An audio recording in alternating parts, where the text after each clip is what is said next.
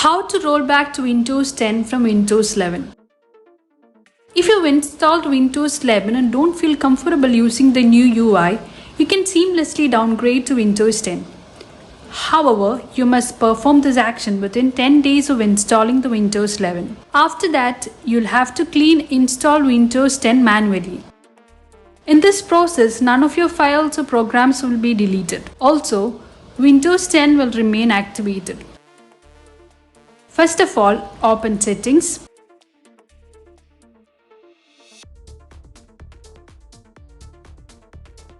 Go to Recovery under the System menu.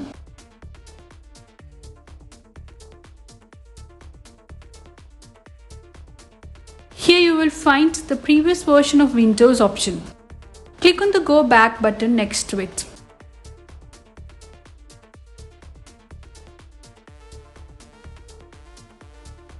A prompt will then appear on the screen asking for the reason why you want to roll back to Windows 10 from Windows 11. Select one of the options and click on Next. Click on No Thanks. Now read the instructions and click on Next to proceed further. Click on Next. Click on Go Back to Windows 10.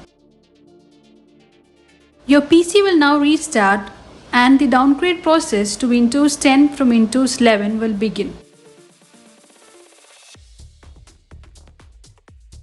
Keep in mind this process will take anywhere between 1 to 2 hours depending on your PC specs, so keep patience. Once the downgrade is complete, you will boot back to Windows 10.